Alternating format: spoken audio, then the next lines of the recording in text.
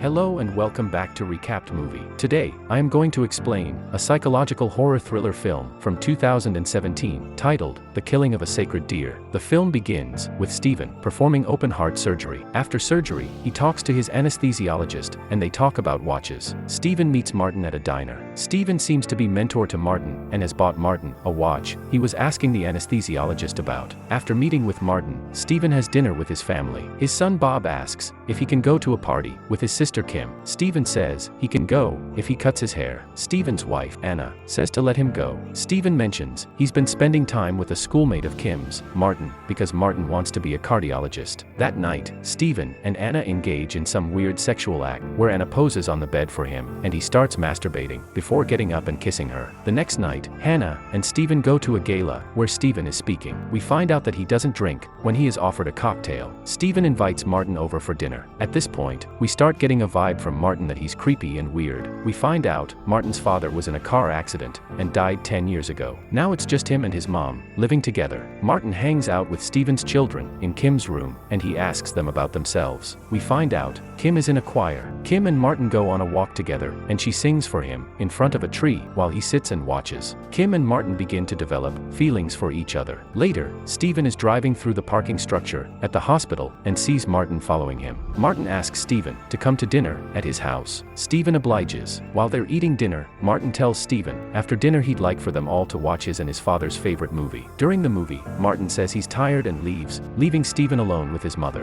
She mentions she knows her late husband was a patient of his, and she remembers him from when she went to the hospital after the accident. She says Steven has beautiful hands, and begins to kiss them and suck on his fingers. Steven gets up and leaves. A day or two later, Steven and Anna are at a barbecue at his anesthesiologist's house when Martin calls Steven. Martin is at the diner where they usually meet and wants Steven to come meet him, but Steven says he can't. The next day, Bob is running late for school. Steven goes in to tell him to get out of bed, but Bob says he can't stand up. Bob can't feel his legs. He is taken to the hospital where they run a full neurological examination on him before determining nothing is wrong. He can walk again and is walking out of the hospital with Anna when he collapses. He can't feel his legs again. The next day, Martin is there to visit Bob in the hospital and Bob doesn't seem jazzed about it. Martin tells Steven to meet him in the hospital cafeteria. He tells him not to stand him up again. In the cafeteria, Martin tells Steven because his father died on Steven's operating table, he sees him as his dad's killer. He says because Steven killed a member of his family, he'd now have to kill a member of his family to balance it out. He tells Steven his family will all die the same way, first by losing the use of their legs, second, by refusing to eat to the point of starvation, third, they'll start to bleed from their eyes. After that, it will be mere hours until they die. We see security escorting Martin out of the hospital. After this, Steven goes to see Bob and asks him to eat some of his favorite donuts Anna has brought for him. Sure enough, he refuses to eat. Later, we see Kim at choir practice, where she collapses during a rehearsal of Carol of the Bells. She ends up in the hospital, in the same room as Bob. She too refuses to eat. The hospital continues to run tests on the two of them and determines that, according to the tests, there's nothing wrong with them. Steven tells Anna about what Martin told him. She asks him if he had been drinking the day he operated on Martin's father. He says it's possible, but a death on an operating table is never the surgeon's fault. It's always due to a mistake by the anesthesiologist. Anna meets with the anesthesiologist. He says he remembers Steven having 2 drinks the morning before operating on Martin's father. He says when someone dies, it's never his fault, but the fault of the surgeon. He then makes Anna give him a hand job as payment for the information he provided. A day or two later, Anna is at the hospital with her children when Kim gets a phone call from Martin. The two have been seeing each other since they first met. He tells her to stand up and come to the window so she can see him in the parking lot. Suddenly, she's able to stand up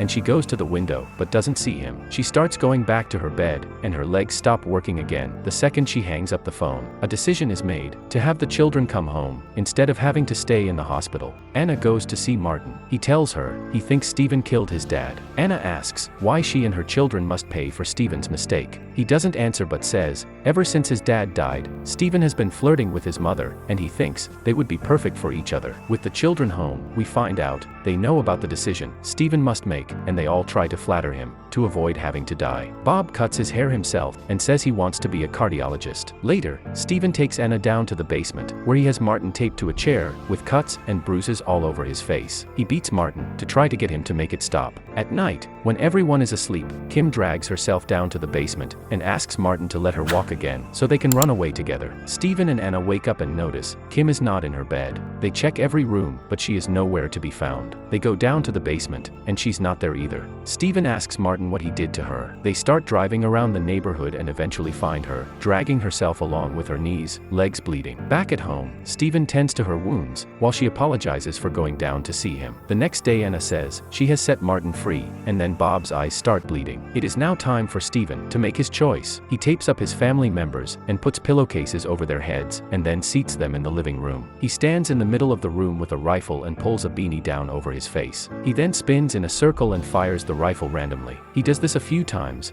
only hitting furniture in the house, until the final time, when we see blood begin to stream down from under Bob's pillowcase. In the next scene, Stephen, Anna, and Kim are eating in the diner where Stephen used to meet with Martin. Martin walks in and sits at the bar and looks back at them. The family gets up and leaves. Thanks for watching the video. Consider liking the video and subscribing to our channel. It helps us a lot.